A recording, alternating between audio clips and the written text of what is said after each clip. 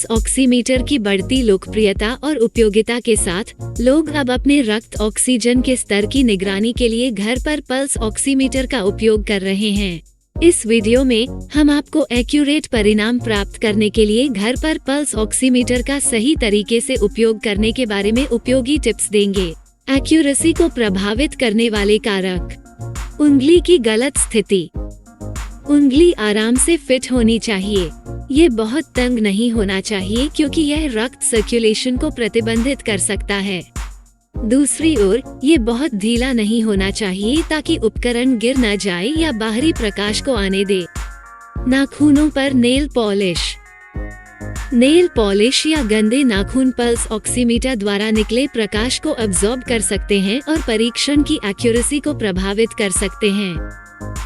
हाथ का हिलना। हाथ के हिलने से या कपकपी से गलत रीडिंग आ सकती है। ठंडे हाथ।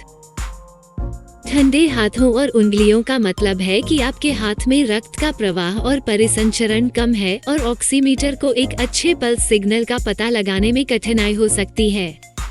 धूम्रपान।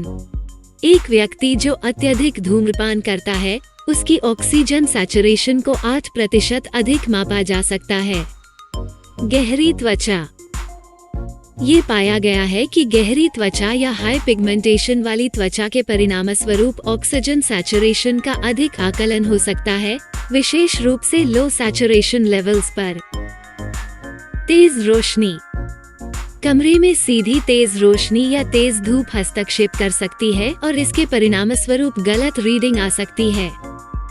पल्स ऑक्सीमीटर से एक्यूरेट रीडिंग लेने के लिए टिप्स।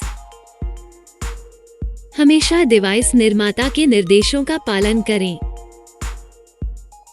रीडिंग बैठकर लें। सुनिश्चित करें कि आपका हाथ आराम से, गर्म और दिल के स्तर से नीचे है। हाथ स्थिर और आराम की स्थिति में होना चाहिए।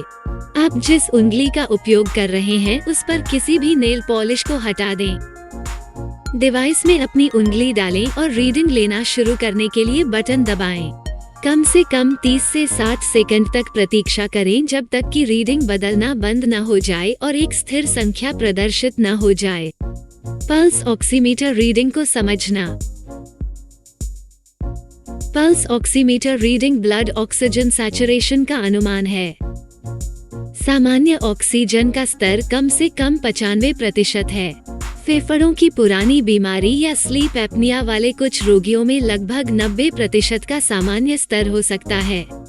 यदि आपका SpO2 स्तर 95% से कम है, तो आपको डॉक्टर से मिलने की आवश्यकता है, क्योंकि यह एक संकेत हो सकता है कि आप हाइपोक्सिया से पीड़ित हैं, जिसमें अवलोकन और उपचार की आवश्यकता होती है।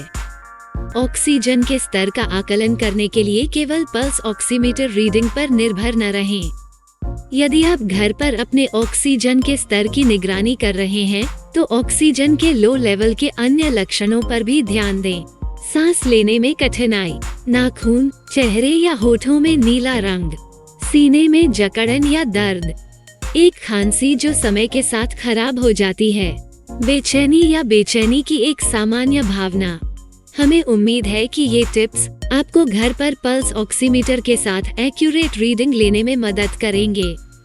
संबंधित लेखों और अपडेट के लिए नीचे दिए गए विवरण को देखें। हमें उम्मीद है कि आपको यह वीडियो उपयोगी लगा होगा। कृपया लाइक बटन को स्मैश करें और जुड़े रहने के लिए सब्सक्राइब करें। धन्यवाद।